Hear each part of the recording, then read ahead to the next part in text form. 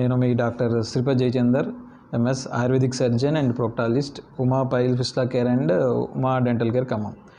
ఈరోజు మనం మాట్లాడుకోబోయే విషయం ఏంటంటే ముఖ్యంగా స్త్రీలలో డెలివరీ తర్వాత వచ్చే సమస్యలు ఏంటనేది మనం ఈరోజు మాట్లాడటం జరుగుతుంది.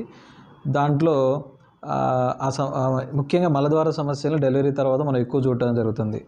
అవి రావడానికి గల కారణాలు ఏంటి, అవి వచ్చిన తర్వాత మనం ఎలాంటి జాగ్రత్తలు తీసుకోవాలి, ఇలాంటి ప్రాబ్లమ్స్ వచ్చిన మహిళలు ఎట్లా సఫర్ అవుతున్నారో దాని గురించి ఈరోజు మాట్లాడడం జరుగుతుంది.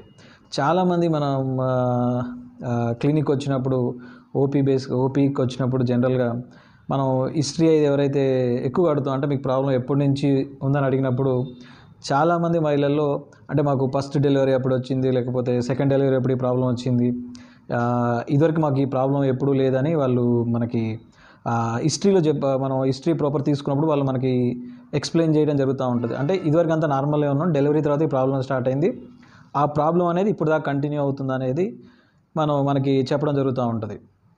ముఖ్యంగా ఈ రావడానికి గల కారణాలు చూసుకుంటే డెలివరీ తర్వాత ఈ సమస్యలు ఎక్కువ రావడానికి గల కారణాలు చూసుకుంటే మెయిన్గా ఒక కారణంగా మనం తీసుకుంటే అంటే ఆల్రెడీ వాళ్ళకి కాన్స్టిపేషన్ అంటే మలబద్ధకంగా ఉండటం, ఏదైతే డెలివరీ పీరియడ్లో కొంచెం కాన్స్టిపేషన్ అవి ఎక్కువ స్ట్రెయిన్ చేయడం వల్ల వాళ్ళకి ఆల్రెడీ పైల్స్ కానీ ముఖ్యంగా ఫిషర్స్ కానీ అంటే మోషన్ దగ్గర పుండు కానీ ఇవి ఉండి డెలివరీ తర్వాత వాళ్ళకి ప్రాబ్లం అనేది సివియర్ అవ్వటం కంటిన్యూ అవ్వటం జరుగుతూ ఉంటుంది. అంటే ఆల్రెడీ ప్రాబ్లం ఉండి డెలివరీ తర్వాత ఆ ప్రాబ్లమ్స్ బయటపడటం, ఇబ్బంది పడటం అనేది జరగటం అనేది ఇది ఒక కారణం.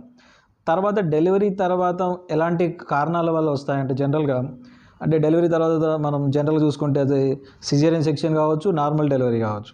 ఈ డెలివరీ అయిపోయిన తర్వాత చాలామంది లేడీస్లో ముఖ్యంగా వాళ్ళకి ఏమవుతుందంటే వాళ్ళకి డే సైకిల్ అనేది చాలా దెబ్బతింటుంది. ఎట్లా అంటే జనరల్గా వాళ్ళకి స్లీప్ అంటే నిద్ర, ముఖ్యంగా వాళ్ళకి బేబీతో ఫీడింగ్లో ఉన్న వాళ్ళకి నిద్ర అనేది చాలా డిస్టర్బెన్స్ ఉంటుంది, ఎమోషనల్గా వీక్గా ఉంటారు. దాంతోపాటు వాళ్ళకి సరైన మొబిలిటీ అనేది అంటే వాళ్ళకి డెలివరీ కాగానే వాళ్ళు ఫిజికల్గా ఎలాంటి మూమెంట్స్ కొంచెం బెడ్ రెస్ట్లో ఉంటారు కాబట్టి వాళ్ళకి ఎలాంటి కదలికలు ఉండవు కాబట్టి ఏమవుతుందంటే ఎపటైట్ అనేది అంటే ఆకలి అనేది పూర్తిగా ఉండదు. దీనివల్ల ఏమవుతూ ఉంటుంది నిద్ర ఒక డిస్టర్బెన్స్ రావటం, ఎమోషనల్గా స్ట్రెస్లో ఉండటం, దాంతో వాటర్ కంటెంట్ అనేది చాలా తక్కువగా తీసుకుంటారు. దాంతోపాటు రకరకాల పెయిన్ కిల్లర్స్ ఏదైతే ఆ నొప్పుల గురించి కానీ వాటి గురించి ఇవ్వడం అవి కూడా మనకి కాన్స్టిపేషన్ని క్రియేట్ చేస్తూ ఉంటాయి అన్నట్టు. దాంతోపాటు చాలామంది మనకి జనరల్ ప్రాక్టీస్లో అంటే మనం చూస్తూ ఉంటాం, అంటే మన చాలా కాలం నుంచి మనం చూస్తూ ఉంటాం అంటే ఎవరి కుటుంబ సభ్యులు కానీ రిలేటివ్స్ కానీ వాళ్ళని పరామర్శించడానికి వచ్చినప్పుడు చాలామంది మనం ఏం చేస్తామంటే ఎక్కువగా బ్రెడ్ కానీ పాలు కానీ తీసుకెళ్తూ ఉంటారు. జనరల్గా ఈ బ్రెడ్ వాళ్ళు ఎక్కువగా తీసుకోవడం వల్ల మోస్ట్లీ పాలు బాగా పడతాయని లేకపోతే ఈజీ డైజెస్ట్ అనుకుంటారు. కానీ చాలామంది ఏంటంటే బ్రెడ్లో చాలా వాటికి మైదాతో ఉంటుంది. ఆల్రెడీ వాళ్ళకి వాటర్ కంటెంట్ అంటే వాటర్ తీసుకోవడం ఉండదు, అసలు ఎలాంటి కదలికలు ఉండవు, సేమ్ టైం ఆకలి ఉండదు. దీంతోపాటు ఈ మైదా లాంటివి కానీ పాలు హెవీ టు డైజెస్ట్ అంటే పాలు డైజెషన్ కావడానికి చాలా ఎక్కువ సమయం పడతాయి.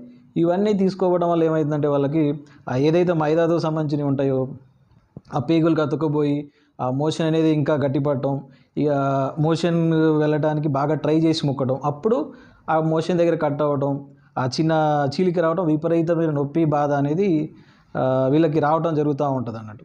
అక్కడి నుంచి వీళ్ళు కంటిన్యూ అయ్యి ఏదైతే చాలామంది మన దగ్గరకు వచ్చిన పేషెంట్స్ ఎట్లా ఉంటారంటే డెలివరీ అయ్యి 1 month కానీ 2 months కానీ అట్లా ఎక్కువగా వస్తూ ఉంటారు. వచ్చినప్పుడు వాళ్ళకి సార్ మాకు ఇప్పుడు డెలివరీ తర్వాతనే ఈ సమస్య వచ్చింది, అప్పుడు కొంచెం వాటర్కి తీసుకోలేదు, బేబీని చూసుకోవడంలో కొంచెం బిజీగా ఉన్నాం అంటే చాలామంది బేబీ చూసుకునే ప్రక్రియలు ఏం చేస్తారంటే మోషన్ వచ్చినా కానీ దాన్ని పోస్ట్పోన్ చేస్తూ ఉంటారు. ఆ పోస్ట్పోన్ చేసినప్పుడు ఏదైతే రెక్టంలో ఆ మోషన్లో ఉండే వాటర్ కంటెంట్ ఏదైతే ఉంటుందో ఆ మలంలో అది మళ్ళీ పేగులోకి రీఅబ్జర్వ్ అవ్వటం వల్ల ఏమవుతుందంటే మోషన్ అనేది హార్డ్గా వస్తుంది, హార్డ్గా వచ్చినప్పుడు స్ట్రెయిన్ చేయడం జరుగుతుంది. ఇంకా ముఖ్యంగా చాలామంది ఆ డెలివరీ కాగానే ఏం చేస్తారంటే చాలామంది పాలు బాగుపడాలని లేకపోతే కొంచెం అలసటలో ఉంటారు కాబట్టి వాళ్ళకి కొంచెం స్ట్రెంత్ని ఇవ్వాలనే వాళ్ళ యొక్క దృక్పథంలో వాళ్ళు ఏం చేస్తూ ఉంటారంటే ఎక్కువగా మటన్కి సంబంధించిన నాన్ వెజ్ సంబంధించిన అంటే కాళ్ళు అని లేకపోతే కొంత రకరకాలుగా చెప్పాలంటే తలకాయ కూర అని రకరకాల మాంసాహారాలు పెడతా ఉంటారు. అసలుకే వాళ్ళకి ఆకలి ఉండదు, డైజెషన్ ఉండదు. అలాంటప్పుడు ఇవన్నీ మళ్ళీ ఎక్స్ట్రా లోడ్ వాళ్ళ మీద పడేయడం వల్ల ఏమవుతుందంటే మోషన్ దగ్గర హార్డ్గా వెళ్తారు. ఒకసారి హార్డ్ వెళ్ళినప్పుడు చిన్న చీలిక అవుతుంది. ముఖ్యంగా మనం వీళ్ళలో ఫిషరీ నానో ప్రాబ్లం ఎక్కువగా చూస్తాం. అంటే మోషన్ దగ్గర చిన్న చీలిక అయ్యి విపరీతమైన నొప్పి, బాధ, కొన్ని సందర్భాల్లో రక్తం పడటం ఇవి చూస్తూ ఉంటాం ఫ్యూచర్లో. కొంతమందికి ఆల్రెడీ పైల్స్ ఫస్ట్, సెకండ్ స్టేజ్లో ఉన్న వాళ్ళకి ఏమైందంటే ఆల్రెడీ ఇదివరకు ఏదైతే సఫర్ అవుతున్నారో వాళ్ళు డెలివరీ తర్వాత ఎక్కువ స్ట్రెయిన్ చేయడం వల్ల అది థర్డ్ నుంచి ఫోర్త్ స్టేజ్కి వచ్చి ప్రొలాప్స్ అయిపోయి సెకండరీ ఇన్ఫెక్షన్స్ వచ్చి, అంటే వాళ్ళు ఏదైతే డెలివరీ తర్వాత మాతృత్వాన్ని ఏదైతే వాళ్ళు ఎంజాయ్ చేయాలనుకుంటారో అదంతా వదిలేసి ఈ సఫరింగ్తోనే చాలా సఫర్ అవ్వడం, హాస్పిటల్ చుట్టూ తిరగడం జరుగుతూ ఉంటుంది. ఒకవేళ హాస్పిటల్ వచ్చినా వాళ్ళు ఆల్రెడీ ఫీడింగ్లో ఉంటారు కాబట్టి ఎలాంటి సర్జరీ చేయడానికి అనుకూలంగా ఉండరు. సేమ్ టైం మెడికేషన్కి కూడా ఏదైనా మెడికేషన్ ఇప్పుడు మనం ప్రిస్క్రైబ్ చేసినప్పుడు ఎంతో కొంత ఫీడింగ్ ద్వారా బేబీకి వెళ్ళే అవకాశం ఉంటుంది. మెడిసిన్స్ కూడా చూసి రాయాల్సిన అవకాశం రావటం, బాగా సఫర్ అవ్వటం అనేది మనం చూస్తూ ఉంటాం.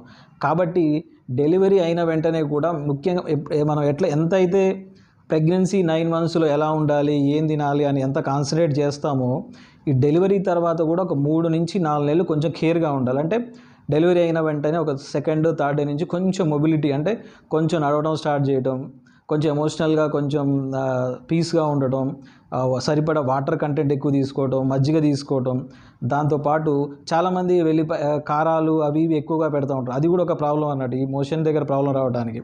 కాబట్టి ఎలాంటి రెస్ట్రిక్షన్స్ ఏం లేకుండా ఫ్రూట్స్ కానీ వెజిటబుల్స్ ఎక్కువ, అంటే చాలామంది ఏదైతే మనం ఇందాక చుట్టాలనుకున్నామో వాళ్ళు ఎక్కువ ఫ్రూట్స్ కానీ వెజిటబుల్స్ కానీ, అంటే కీరదోస, దానిమ్మ, అరటిపండ్లు, అంటే రకరకాల అన్ని పండ్లు ఎక్కువ తీసుకోవడం వల్ల ఏమైందంటే వాళ్ళకి ఫైబర్ కంటెంట్ బాగా అందుతుంది కాబట్టి ఆ మోషన్ ఫ్రీగా వెళ్తారు. దాంతోపాటు ఈ ప్రాబ్లమ్స్ అనేది బయటపడే అవకాశం ఉంటుంది. దాంతోపాటు వాళ్ళకి మీకు ఒకవేళ మోషన్ ఏమైనా ఇబ్బంది అనిపిస్తే వెంటనే డాక్టర్కి తెలియజేయటం, వాళ్ళు మీకు స్టూల్ సాఫ్ట్నర్స్ అని ఉంటాయి, అంటే మోషన్ ఫ్రీగా రావడానికి సంబంధించిన మెడిసిన్స్ మీకు రాసి ఇవ్వటం. అది మీకు వాడటం వల్ల ఏమవుతుందంటే ఏదైతే ముఖ్యంగా మనం లేడీస్లో ఉండే ఫిజర్ ప్రాబ్లమ్స్ కానీ, పైల్స్ ప్రాబ్లమ్స్ కానీ మనం అరికట్టే అవకాశం ఉంటుంది. కాబట్టి ఇలాంటి జాగ్రత్తలు తీసుకుంటే డెలివరీ తర్వాత ముఖ్యంగా మహిళల్లో వచ్చే ఈ ప్రాబ్లమ్స్ని మనం అరికట్టవచ్చు. దాంతోపాటు వాళ్ళ యొక్క మాతృత్వాన్ని ఏదైతే ఉంటుందో వాళ్ళు దాన్ని ఆనందించే అవకాశం అనేది వాళ్ళకి లభిస్తుంది. కాబట్టి ఓన్లీ మదరే కాకుండా మదర్తో ఉండే చుట్టుపక్కల ఉండే స్నేహితులు కానీ, చుట్టాలు కానీ ఏం ఫుడ్ కావాలి, తనకి ఏం అవసరం అనేది కొంచెం కాన్సన్ట్రేట్ చేసి బేబీకి ఎంత కాన్సన్ట్రేట్ చేస్తారు ఆ టైంలో మదర్కి కూడా కొంచెం కాన్సన్ట్రేట్ చేస్తే ఒక 3-4 months తను కోలుకున్న తర్వాత మనం అనుకున్న నాన్ వెజ్ ఐటమ్స్ కానీ కొద్దిగా రికవరీ అయిన తర్వాత వాళ్ళ కండిషన్ బట్టి మనం ఇవ్వగలిగితే వాళ్ళకి ఏదైతే చాలా విపరీతమైన నరకప్రాయమైన ఇబ్బంది, సఫరింగ్ నుంచి వాళ్ళని బయటపడే అవకాశం ఉంటుంది. కాబట్టి ఏదైనా చిన్నపాటి ఇబ్బంది మీద వెంటనే అనిపించిన, మోషన్ దగ్గర నొప్పి, మంట, రక్తం పట్టే వెంటనే గమనిస్తే దాన్ని నిర్లక్ష్యం చేయకుండా వెంటనే డాక్టర్ దగ్గరికి వెళ్ళి మీ ప్రాబ్లం ఏమైనా ఉంటే వాళ్ళు ఏమైనా మీకు మెడిసిన్స్ అడ్వైస్ చేయడం వల్ల స్టార్టింగ్లోనే ఈ ప్రాబ్లంని అరికట్టవచ్చు. కాబట్టి ఇలాంటి సలహాలు, సూచనలు ప్రతి డెలివరీ అయిన మహిళ కూడా అవగాహనలో ఉంచుకొని ఈ చిన్న లాజిక్స్ని పాటిస్తే మీరు లైఫ్ని కొంచెం హ్యాపీగా చాలామంది మనం ఏం చూస్తూ ఉంటామంటే ఒక్కసారి డెలివరీ తర్వాత వచ్చిన ప్రాబ్లమ్స్ని వాళ్ళు చెప్పుకోకపోవడం, ఎవరికి చెప్పలేకపోవడం, దాన్ని కంటిన్యూ అవుతూ రావడం. చాలామంది 5 years, 10 years ఆ ఫిజర్ ఉందనుకోండి, అక్కడ మోషన్ జమ అది ఇన్ఫెక్ట్ అయ్యి చీమగడ్డ మారటం, ఇవి ముఖ్యంగా మనం మహిళలను చూస్తూ ఉంటాం. కాబట్టి మీరు ఎలాంటి ఇబ్బంది కానీ దీనికి సిగ్గుపడాల్సిన అవసరం లేకుండా వెంటనే మీకు దగ్గరలో ఉన్న డాక్టర్ని మీరు కన్సల్ట్ అవుతే జస్ట్ ఫిజికల్గా ఎగ్జామినేషన్ చేసి మీకున్న ప్రాబ్లం ఏంటి, మీరు ఎలాంటి జాగ్రత్తలు తీసుకోవచ్చు అనేది వాళ్ళు వెంటనే అడ్వైజ్ చేస్తారు. మీరు ఈ ఇబ్బంది నుంచి కూడా బయటపడే అవకాశం ఉంటుంది. కాబట్టి ఇలాంటి సలహాలు, సూచనలు పాటిస్తారని ఆశిస్తూ మీ doctor Shripad Jayachandar. Thank you.